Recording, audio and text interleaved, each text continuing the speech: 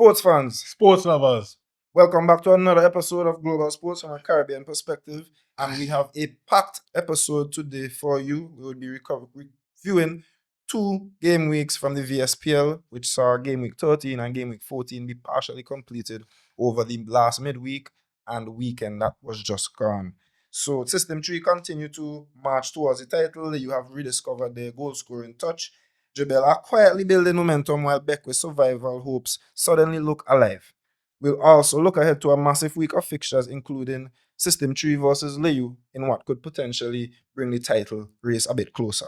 So we'll hop straight into it and we'll begin with game week 13. These games were played last week, Tuesday and Wednesday.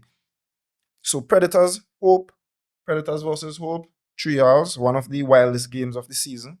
Hope absolutely dominated the first half. Valdo Anderson bagged a brace and also assisted Nyran Delplesh as Hope stormed to a shocking 3-0 lead before halftime against the defending champions. But the second half belonged entirely to Benetton Stapleton. The Predators striker converted 3 penalties in the space of about 10 minutes to complete an unbelievable comeback to rescue a point for the champions. A true game of 2 halves. How do we begin to tackle this? No pun intended. I really feel that the referee let this game get out of hand.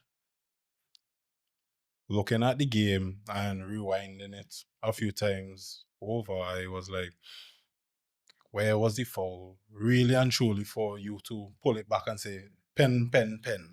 Maybe the third one for sure, okay, fine. But the first 2 were really sketchy to me. And it really changed the complexion of the game. Could see how irritated the whole players were. I think it was Nyran Delplesh's best game of the season. And I think it was the first time Vallo was back in the team after some weeks out as well. So, all that coming together, it looked like a really good day for Hope. And then I would say, really refereeing blunders to just give. So all of them you think aren't pens? I think the there's one where the striker for Hope shot the ball and it went. No, the striker for Predator shot the ball and it went out of play, and the ref basically gave the penalty as a result of the follow through tackle. That's the one I definitely didn't agree with. And there was also one in the box where the ref called it for like wrestling, like what we would see in the Premier League with Arsenal especially. So I also agree with you that the penalty calls were a bit not sure about them, right? And the referee is also young, so his inexperience is probably showing. But just in terms of the game overall, I enjoyed it. I enjoyed the second half, especially due to the controversy. And credit to Benetton Stapleton because 100%. it's not easy to go 3 times to this penalty spot and score all 3 of your penalties. So credit to him and credit for Predators for finding their way back into the game. But Hope would have definitely thought this would have been an opportunity for 3 points after they went up 3-0 in the first half. So I'm a bit perplexed by the refereeing decisions as well. And this is something that we've been highlighting throughout the season so far. So it was very weird to see 3 penalties given in the space of 10 minutes as we mentioned. Predators tried to get the winner from there. They looked like the more team likely to pick up a winner, but it never came. All in all, I think both teams would be a bit disappointed with the draft. I think given how the game went, it was just a fair result for both teams. Hope would feel hard done by, of course, given that they had a 3-goal lead. But at the end of the day, I think that they would be happy to share the spoils given their current situation. And from one comeback to a total second half demolition, we saw Jebelle take on Avenues United. And Jebelle turned on the style after the break. Ashano Benjamin led the way with a brace, while an unfortunate own goal from Avenues goalkeeper Richard Hayde made matters worse. Dishard Simmons added the 4th as Jebelle cruised to another important victory. Avenues, meanwhile, continued to struggle defensively and remain rooted to the bottom of the table. Don't think there's many takeaways that we could gather from this, but what are your thoughts on the game? Yeah, it was really cagey at first. There were a few openings for Jebelle, and they really couldn't take those opportunities. But credit to Avenues again for making it a bit frustrating.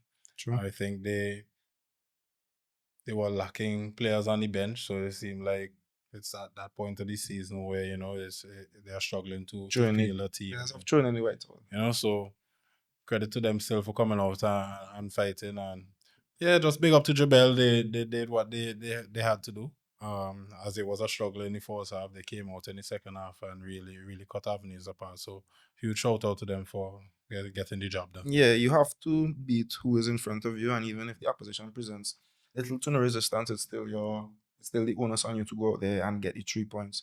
I just wanted to highlight Ashano Benjamin because he's been getting his name on the score sheet a lot recently. And throughout the entire season, he's been one of Jebelle's better performers alongside Delano Benjamin. I'm not sure what the relation is, but they are two very good players, and wants to look out, wants to shout out thus far this season. At the bottom of the table, at the top end of the table, Layou kept the pressure firmly on the league leaders by defeating Awesome 4-2. Another strong attacking display from Layou FC. Awesome struck first though, Rashad Noel, but Layou responded immediately through Kenvy Polius before Garrett Ledger would turn the game around. Kobe Mingo, the clinical Kobe Mingo, continued his excellent season from the penalty spot before Kenija Joseph, Layou's captain, added another. Awesome grabbed a late consolation through a Zeddy Millington penalty, but Layou looked dangerous all game long. Have they rediscovered the attacking output? Yeah, it does look so. It does look like they are, flying on all cylinders at the moment. The chemistry is there, and have to mention the individual who was playing on the right hand side was a handful. Number 7, The Jamar Lynch. It's probably Jamar Lynch. He was a handful, and the cross he played into the box. When I saw the delivery, I was like, wow, boy, what is gonna happen here? And just like the commentator would say, let's see what would happen here. And I was wondering what kind of finish would come, and Polius was there with, I would say, the perfect of headers, the most brilliant of headers. And credit to Layou, it just looked like everything was coming together for them. It seemed like they are back where they want to be. Kind of solid on defense. Of course, they wouldn't like to concede goals, a penalty, and I think a goalkeeper mistake in this. Yeah, goalkeeper. That's the one. That's the one, right? So they would hate to concede goals in such a manner, but the 3 points is all that matters, and 4 goals is icing on top of the cake. Yeah, shout out to Layou, and also shout out to Kenvy Polius, who I think is Illusion National. Not sure what is his his reasoning for how Layou got him basically, right? But he's been a revelation. He didn't start the first few games, but he came in about the third game, and then forward he began to start. So he might not be the most household name in terms of the Ledger Woods, the Mingos, and the Wendell Coffees, but he's a very all-action player. As we mentioned, he gets himself into the area and finds himself on the end of crosses, whether it be with his head or with his foot, always, as we'll discuss later with Layou's other game. So Layou seem to be finding back their form. As for Awesome, I think, when they come up against teams that have that kind of firepower, their lack of quality is compared to the teams that they're playing, let's say when they meet System 3 or Layou, for example. Now, the attacking output isn't as, the defensive solidity isn't great, and the attacking output isn't the same as when they face, let's say, weaker opposition. So no shade to Jebelle for losing to Layou, because we know how dangerous Layou's attack is. Just to touch on Awesome, I noticed they have been hurt badly by a lot of injuries throughout the team. True. We haven't seen Chad in a bit. I know Smart went off injured about a few games ago, so they themselves are trying to keep it together. They're putting new faces in different positions, and they're trying to. Gavin is trying to walk it all out on the fly. So just want to say hard luck, but continue working and see if they could turn things around. I'd say that they're probably secure in the fact that they'd be in the Premier Division for another season.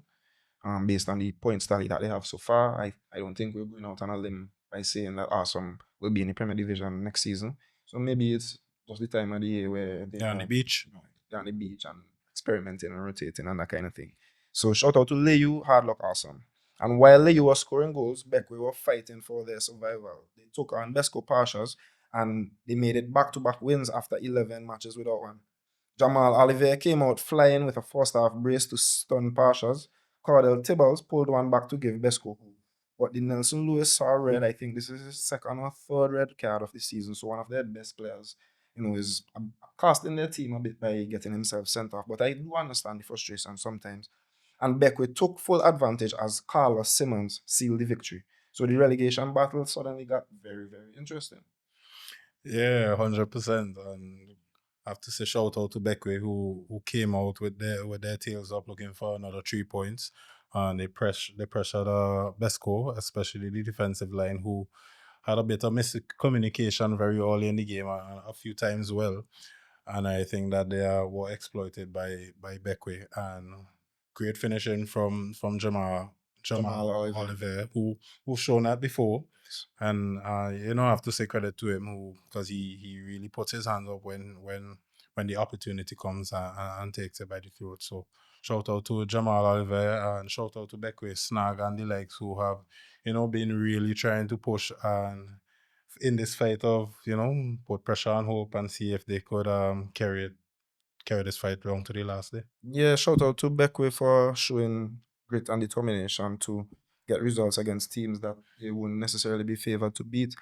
I'd say that their chances of survival is still slim, but they've definitely made it better for themselves. And the likes of Kamal Bess has been really exhibiting true leadership and great defensive prowess at the back for Bequia. This is a player, I'd be honest, I didn't really always rate him, especially when he was used to be called up for the national team.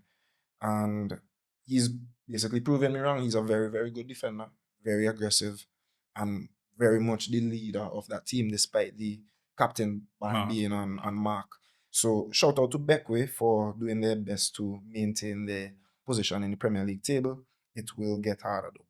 So one fixture was postponed in game week 13, which was System 3 versus Camdonia. That game is slated to play tomorrow, May the 19th. So when we're here next week, we'll discuss that game. So let's move over quickly to game week 14. And in the first fixture of the game week saw Hope take on Jebelle. Hope were defeated 3-1. Jebelle continued to build their momentum. Levante McDowell, who is also another player who's been finding his name on the score sheet recently, opened the scoring before Valdo Anderson responded with a well-placed header for Hope. But Jebelle regained control through a brilliant Jermaine Spencer assist, finished calmly by Joan Jamaica Sawyers. Ashano Benjamin, who we just mentioned, then sealed the result from the penalty spot as Jebelle continued to climb the table.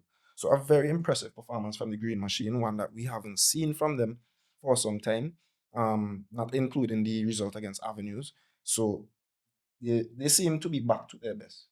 Yeah, they are, especially with Hope rearing and ready to, get another 3 points under their belt. They would post I thought they would post, safer competition, and Jebelle welcomed that, and I think that they passed that test with flying colors.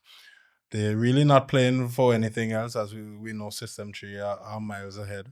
And I'm not too sure how they look in terms of mathematically, in terms of points and how they could get there. But yeah, I feel like for Jebelle, they have no Champions League to play for. Right. It's basically over for them, and for them to still to come out and put in a performance like that. Huge credit to them. Big up Jamaica Sawyers and Sherwin Alexander, because I think they really move the ball well in the midfield, and they are the life of that team. True. And as you said, you shout out Ashano Benjamin and Delano Benjamin. They are also that spark and that threat from the flank. So yeah, Jebelle look good for the future. And we know what we will get from them coming into the end of the season and next year. For sure, they're always a well coached team. Is one of the points that I was harping on for the periods where they were a bit consistent over the past few game weeks before they played Avenues and this game. They've been a bit inconsistent and not showing that game plan basically that they brought into the season, because you could have saw them trying to do something at the beginning of the season, and then while the season tapered on, they lost a bit of that. and they seem to have now regained it. You shout out Jamaica Sawyers and Sherwin Alexander in midfield. These are two guys who've known each other for a very long time, playing in school teams and that kind of thing. So they should have a lot of chemistry, and it seems to be showing at the moment. So shout out to Sherwin and Jamaica. Also, Ashano Benjamin, who is one of the most underrated players in the league thus far, I'd say. Meanwhile, Camdonia Chelsea finally found their shooting boots, and obviously it only takes you facing avenues to get your goals up. So a big response from Camdonia. Dwayne Murray opened the scoring inside 2 minutes before Jamal Luke and Imani Miller helped Chelsea race into a commanding halftime lead. Cadel Hector pulled one back for avenues from the spot, but Camdonia never looked troubled as Luke and Miller both grabbed themselves braces at the end to complete the route. I know you have a lot of time for Luke, so I just want to shout him out here as well because he's one of the players who's also having a very good season and is flying below the radar and should definitely be highlighted. Yeah, I'm happy to see him get the goals, especially after the last match that I saw for them where he missed that 90-minute. I think it was to equalize the game. He missed that chance, and the coach left the bench. Yeah, so great to see him on the score sheet with a brace. So it was no fluke. The first one was no fluke, and he took the second one. And yeah, just shout out to Camdonia Chelsea. You did the right things. As we said, you have these opportunities to beat these easier teams or weaker teams, and these are the kind of performances we expect to see. Most definitely, they've shown their quality compared to Avenues. But I guess in other games we don't necessarily see this level of openness that Avenues would basically provide to them. And this is just my weekly Avenues talk here because keep having to mention how legendary of a club they are. They've been there and done everything that you could imagine in SVG's football. In SVG's football because they've won the Premier Division multiple times unbeaten. Went to CONCACAF Cups and that kind of thing and represented us very well. They even played, I remember when I was younger, against Joe Public and other teams from around the Caribbean as well in Victoria Park. That was when I was a youngster, but I could remember it very vividly because I was in Victoria Park. And just on that note, and in the last episode, a former Avenues player tragically lost his life as well. So we just wanted to shout out former Avenues and national player Keith James, who unfortunately passed away. So it's just a tale of things not going well for Avenues, and their fate is definitely sealed. They only have 3 points thus far this season. We're seeing that Bequia is at least getting results, but we're not seeing that from Avenues, and it's really sad to see what they've become. Yep. Then came a very tight encounter between Awesome and the defending champions. So the points were shared 1-1.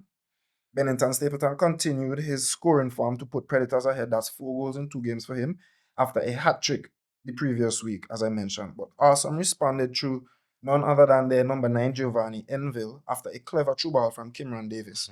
Both teams had chances to win it, but neither could find the breakthrough later on. As we mentioned about teams being on the beach, this is probably a fixture where this applies often. Yeah, I agree. Also a fixture where both teams are, I would say, organized and have structure. They know what they are going out to do on any given day. And I'm not too sure how the prediction went for this game last week, but this had a draw all over it. True. To be very honest. And even though Awesome, as I stated earlier, are still missing a few players, they still come out and play hard, and they don't ever go out with whimpers, so there's always that fight and that football in them. And I want to shout out the numbers. I'm not good at names, but I believe it's Marshall. I think he got the man of the match, and I think they moved him from central midfield to play in the centre back position last night, if I am correct. And he really looked like he played there all his life, and that's just to show the kind of players they have and the kind of team they have as well, that players are willing to say, okay, I have no problem playing their coach, and the coach know that they could also rely on that kind of player. So again, I want to say shout out to Awesome coming out and facing the defending champions and with a weaker squad and injured players and able to come out with a respectable draw. So shout out to Awesome, and yeah, they made it very frustrating for not Yeah, you mentioned the man of the match from that game. His name is Kenneth Marshall. So shout out to him for having a great game and basically playing in a position unfamiliar to him based on what we've seen thus far this season. So Awesome would be very happy with that point, I would assume.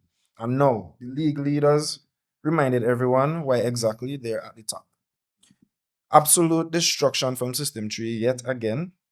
They took on Bequia United and the score finished 8-2. Azino Salomon opened the scoring with a brilliant free kick before Zibian Cunningham, Denzel Bascom, and others piled on the goals. Zibian Cunningham grabbed a brace to move himself to double digits for the season, while Azino continued his ridiculous campaign with another 2 goals. Youngster Jishan Samuel also marked his senior debut with a goal in the 8-2 demolition. System 3 are scoring at will right now, but I'd say that they've been scoring at will for the entire season. So, what are your takeaways from this win?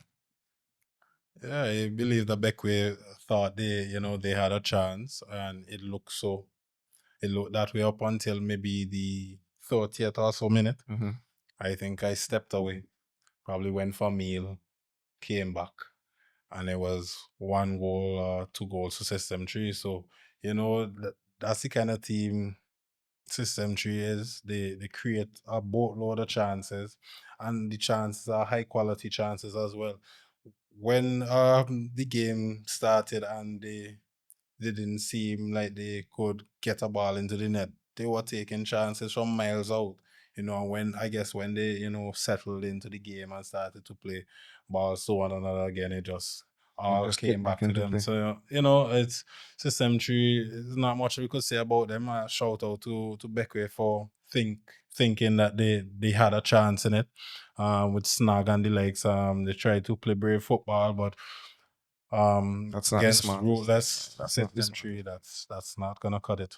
Yeah, some of the true balls and the quality of the passes that were played in this game by the System 3 midfielders, for example, Lazaro Lynch, I think he Yes. played one excellent true ball, and Shamron Phillips went down, flew down the left hand side as he usually does, and set up Denzel Bascom for his goal.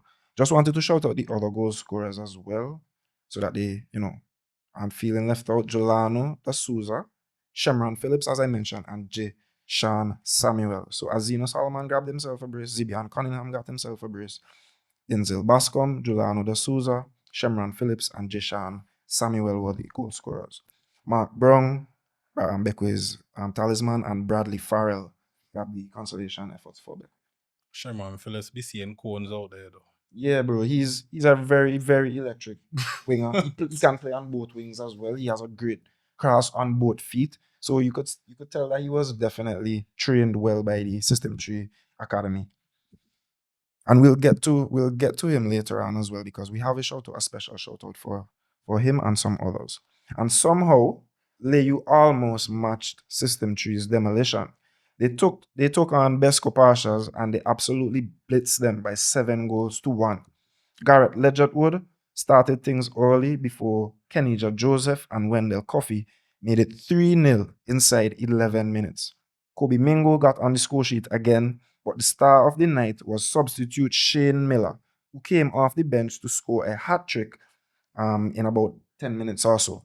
A ruthless attacking display from Layou as they continue to push or attempt to push System 3 in this title race. So, what are your thoughts on Bequia's demolition of Besco? Because I could remember both of us picking Bequia Layou to win, but not by this margin.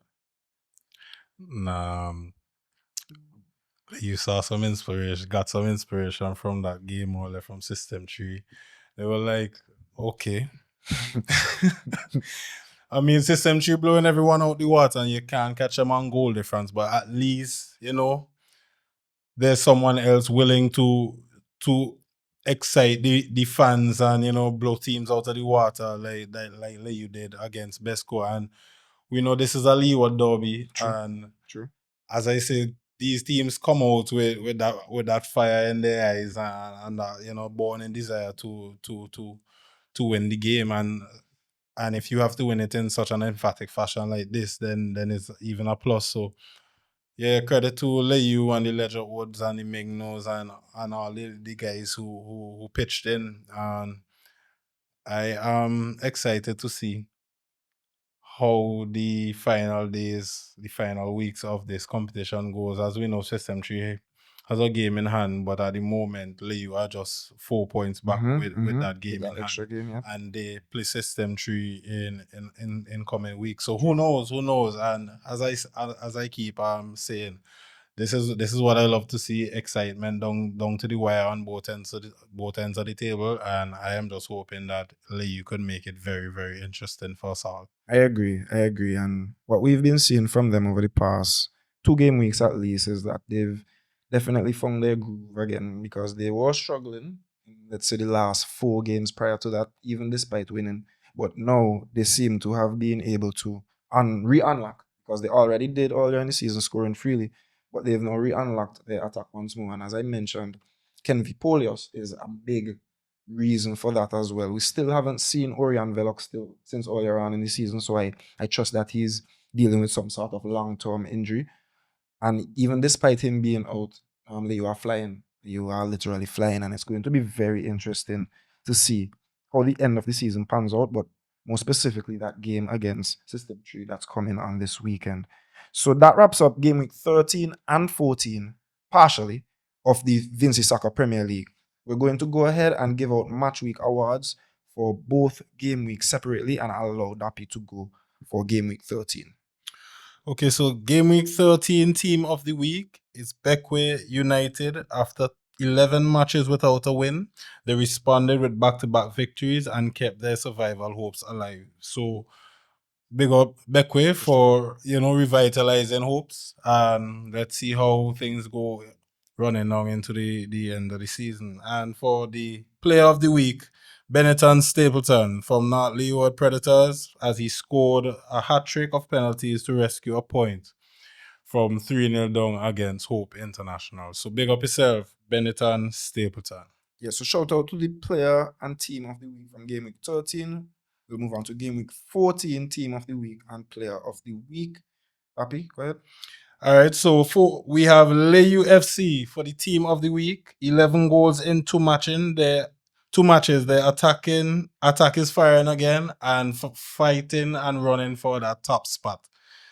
And for the player of the week, we have Shane Miller of Layou FC, a hat-trick off the bench. Not a lot of people could say that. So big up Shane Miller, clinical finisher. Okay, and those are our game week 13 and 14 awards.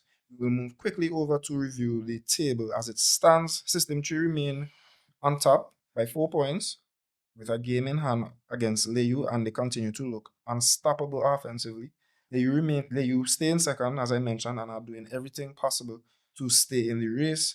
Jebelle have quietly climbed into third after a brilliant run of form, while Predators continue slipping after another inconsistent week. At the bottom, Bequia suddenly have life after back-to-back wins, while Avenues are in trouble. And we will move forward to this week's games, and we will give our thoughts and quick prediction for each. The first game of this game week is going to be the game in hand for System 3 as they take on Camdonia Chelsea. This is the outstanding game week 13 fixture. So System 3 are scoring goals for fun, while Camdonia are inconsistent despite the obvious flashes of quality. So can Camdonia survive the attacking wave of the league leaders? No, they can't. I think they would suffer while it may not be the same fate as Avenues and Bequia in terms of goals conceded into, I feel like they would lose to a heavy 5 goals. I don't see any other result there because System 3 are running into farm. Well, as much farm as we've seen them have thus far. They scored 20 goals in their last 2 games. We mentioned that Layou scored 11, and that sounded like a lot, but they scored 12 and 8 in their last 2 games. So that is incredible offensive firepower, and I don't see Camdonia having the facilities to slow the System 3 juggernaut down. Yeah, so I'll go for a 4-0 System 3 victory, which is very pedestrian for them.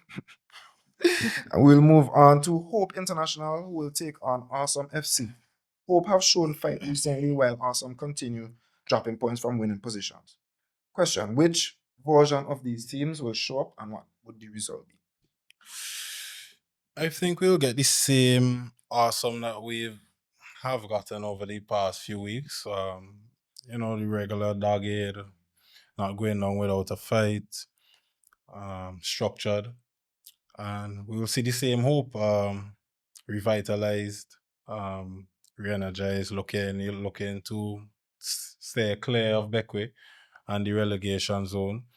And I believe, with all that said, they would come out with a very narrow 2-1 victory. Hope International. Okay, I could see. You mentioned you mentioned a while ago that the Predators and Awesome game has everything for a draw in it, and I'm going to follow a similar theme here because while Hope have seemingly gotten themselves together based on what we've seen so far from them this season, I also think that Awesome has more than enough in all facilities, midfield, defense, and attack to give Hope all the trouble that they can handle. They are also above them in the table, so they've been better thus far this season. I want to say a draw, but I'm going to go for a 1-0 Awesome victory over Hope. Next game, we'll see Jebelle take on Camdonia Chelsea. Jebelle are one of the hottest teams in the league right now. So can Camdonia slow down the green machine? I think they can frustrate Jebelle for large parts of the game, but I think at the end of the day, if Jebelle should be able to create a few chances and take those opportunities, and I am not confident that Camdonia could do the same against, a Jebelle team that are a lot more solid than the avenues where they just faced. So in this one, I would say no. Camdonia can slow them down, and Jebelle will come out with a 2-0 victory. Mentioned when we spoke about Jebelle that they've been rounding into form. They seem to have found or refound their way of playing. They're getting goals from the Benjamins and the likes of Sawyers, with Javaldin still being as influential as ever. So I could only see this game going in one direction, and that would be in the direction of the Green Machine. I'll also go for a casual 2-0 victory for them. So we have the potential title, not necessarily decider, but a game that could make the title race closer than it currently is. So the top two teams will meet, the best attacking teams in the league as well. Currently, will be going head to head. So if Layou lose here, can we consider the title to be? Keep in mind, 4-point lead with a game in hand against Camdonia tomorrow, pending the result of that game. So we're not sure what the points gap would be at that stage, but it's currently 4 with one game in hand for System 3. So if Layou loses, do you think the title race is gone and dusted? Yeah, I think it would be. I think it would be then. That would be 10 points, and I'm presuming that System 3 defeats Camdonia tomorrow. Mhm. So yeah, I believe that would be the title race over there. And you see it happening? Yeah, most def. I could see this being a very high scoring affair. Both teams going out for it because we know how much of what is on the line. True. And this is a 6-pointer as well at the Most top of the definitely. table.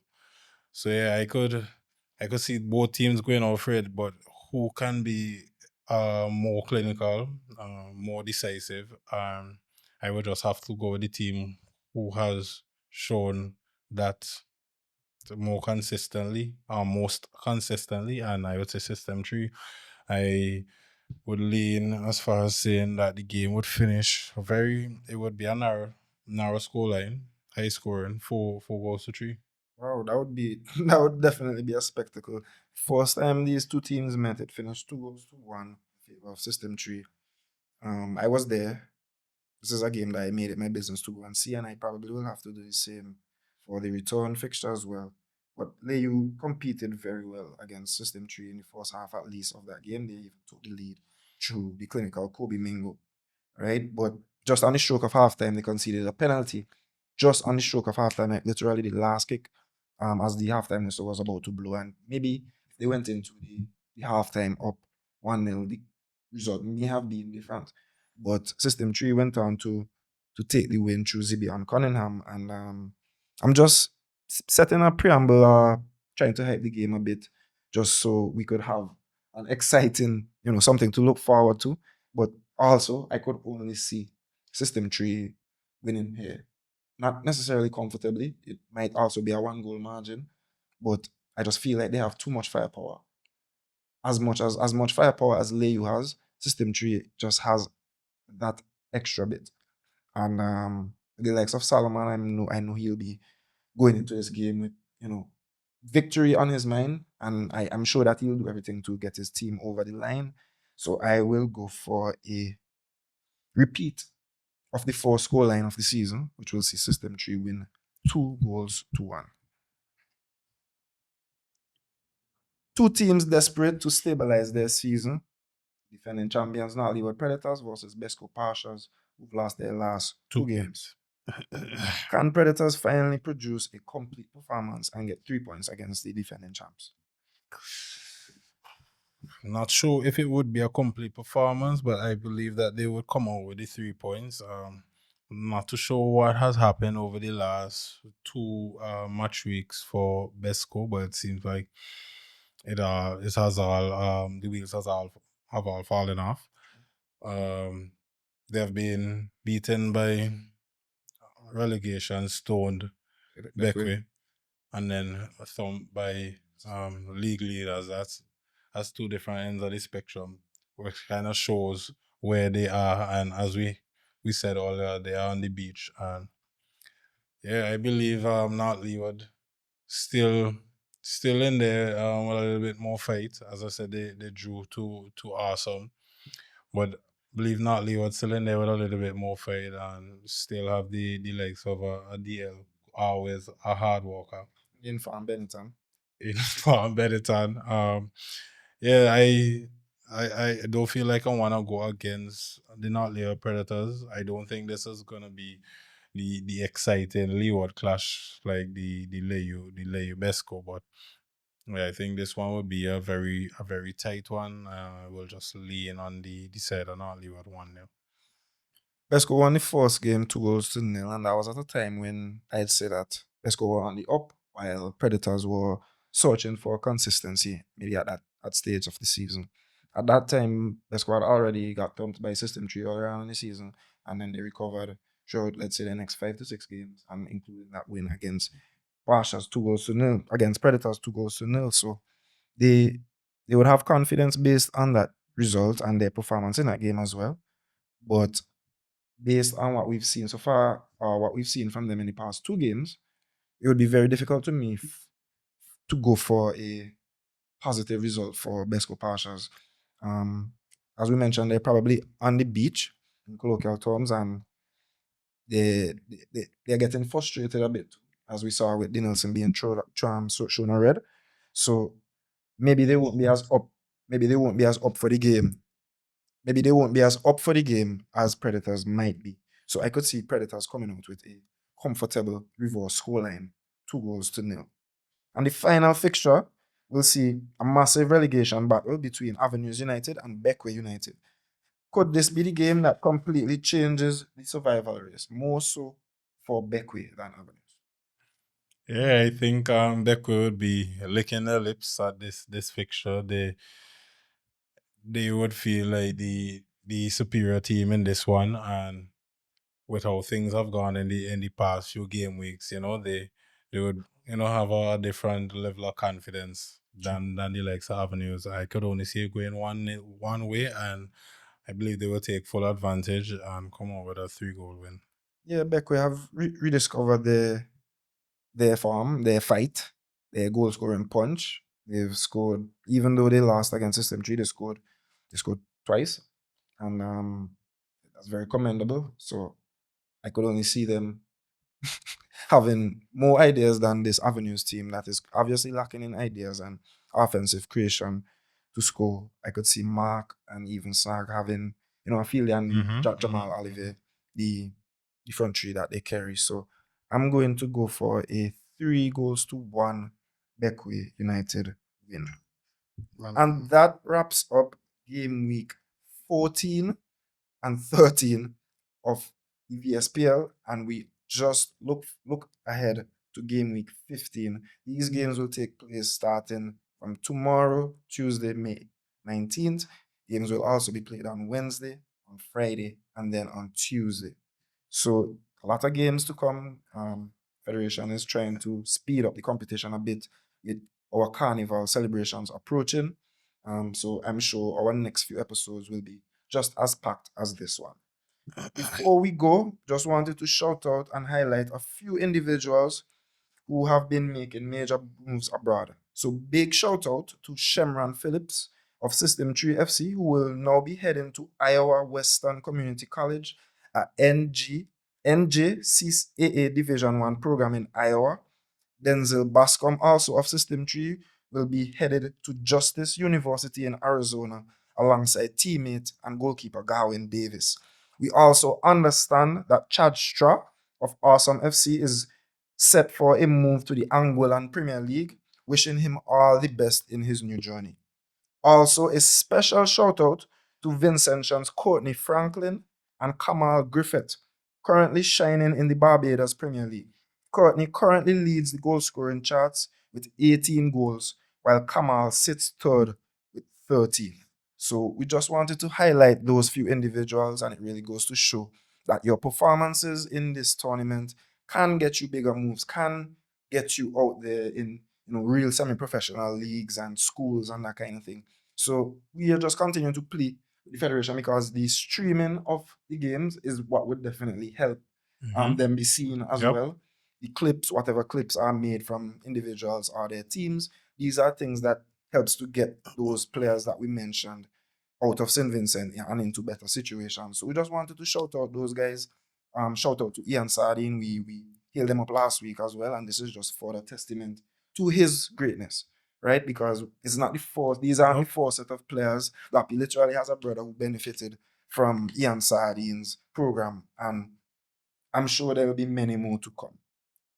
So before we go, Rappy has someone he wants to shout out as well. New national record. Representing Charleston Southern University, Grenisha Thomas delivered a phenomenal performance at the 2026 Big South Conference held May 11 to 13, capping off her collegiate career in style. In the women's 100 meters, Grenisha rewrote the national record books twice. She first broke the long-standing mark of 13.92 set in 1992 by Yvette Haynes with a 13.82 in prelims. Then lowered it again in the finals with a blazing 13.45 to secure second place. She then went on to claim victory in the women's 400-meter hurdles with a season's best time of 58.64 and added a third place finish in the 100-meter final with a new personal best of 11.54. Fellow Vincentian Zamisha Mile, representing High Point University, won the event in a new record of 11.46. One more thing, Grenisha also helped her team capture the women's 4x4 title in a new facility and meet record of 3 minutes 34.61, while finishing runner-up in the 4x100 with a season's best of 44.95. That's remarkable. Grenisha, big up yourself. We are really, really tremendously proud of you. And we know you have much more in store. And we ask you to just continue doing your best and keep your head up high. Big up yourself. Grenisha, what's her name? Grenisha Thomas. Shout out to Grenisha Thomas for excellent work that she's been doing in America on the track. So you just want to keep highlighting young, whether young or old, but Vincentian sporting personalities in whatever discipline that they may be taking part in. So from her to Shemran Phillips, Denzel Bascom, Chad Stra, everyone who has the opportunity to leave the country and to better themselves. That's what we're here for, to provide a platform where we could, discuss and big you guys up basically. Because this is exactly what we want to see from our young sporting persons. Big up yourself, Zamisha Mile, as well. I got the information from That Academy Sports Page, so I presume that it's accurate and it's the athletes as well. Right. Big Mosi. up Morsi and the That Academy as well. Yeah, for sure. Mosi has his hands all over athletics in this country. So shout out to him. He's someone who we know well as well, and hopefully one day we could get him on the platform to have a little discussion. So shout out to you, Mr. Mike Mosi Olivier. And that wraps up another packed episode of Global Sports from a Caribbean perspective. Be sure to like, share, subscribe, continue supporting the movement as we bring you the best coverage of Vincentian, football, sports in general, as well as globally. The best games, the best teams, the best players, the best takes, global sports from a Caribbean perspective. Until next time, I was your host, Shaba, and I was here with Dubs. And we continue to turn our passion into purpose. Remember to like, share, subscribe, comment, tell a friend. Meet we down in the city, we go jump up. One global.